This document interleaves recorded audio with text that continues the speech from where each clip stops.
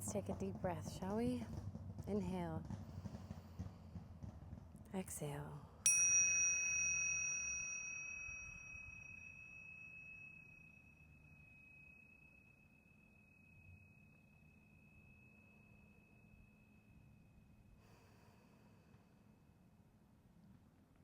All right. As promised, this week I said I was going to share why I went silent back in February of this year. It wasn't because I didn't care anymore or because I thought that my healing journey had been completed. It was because I was in a high conflict custody case, and the words that I was saying were being used and taken out of context and being used against me. Now, back in July of 2023, my kids were taken out of my custody and put into the custody of their paternal grandparents. And for 21 months, I was only permitted to see my kids via recorded Zoom calls, 10 minutes each kid, 4 times a week. Eventually, I got to see them supervised in a therapist's office. But that was the basis of my getting to be with my kids. And it's not something I spoke about on this channel because it wasn't something that I could share. I was fighting to get my children back. At that time, I couldn't talk about what was happening, not the details, not the heartbreak, not even how much it was affecting my ability to be with them. I was in a high conflict divorce, and some parts of that story I still can't share. But what I can share is how I survived it. How I walked through an unbearable, unthinkable tragedy and somehow found my way back to peace. When the system took my kids, it shattered everything I thought I knew about strength, faith, and fairness. I went silent not because I was weak, but because silence was the only safe place I had left. It was what I had to do in order to get my kids back, and I did. And I will say to you today that finally I've been reunited with my kids. That happened back in April of this year.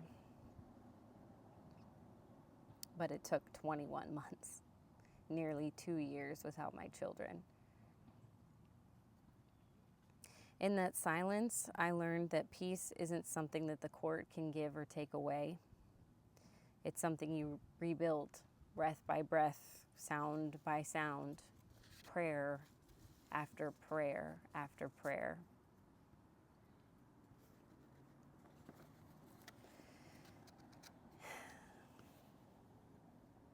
In that, I found sound healing during that journey of being apart from them. I found a calmness, the peace that I was looking for in the tones of these bowls and all my other instruments. I learned to sing again. You can take everything, but not my voice. You can take everything, but not my song.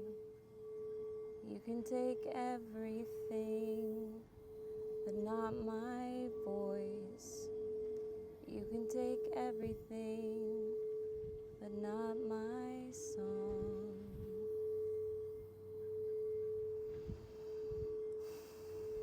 The peace that fills me every time I play these bowls is beautiful.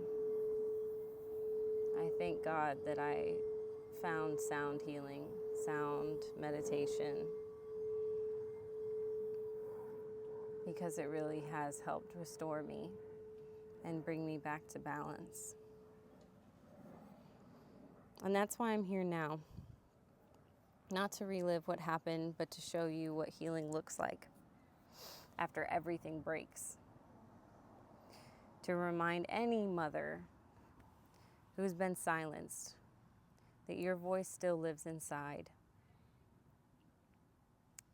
Even when the system tries to take everything, it can't take that. This space isn't about perfection. It's about truth, healing, and sound as a way to find peace again, to find your way home, to realign yourself with God. That's what I had to do. If this message finds you when you're breaking, stay close. I'll be sharing what helped me rebuild one sound, one breath, one truth, one prayer after the other, again and again, at a time. So, with that, all my grace, all my vulnerability, I hope you enjoy what I'll be sharing on this channel from here on out. My journey, my story of finding myself, finding peace after being stripped from the thing that I love most, my kids. I'm a mother who was separated from my children for almost 2 years. I've learned a thing or two about inner peace and connection to God as a means to stay grounded, to stay okay. All my love. Until next week.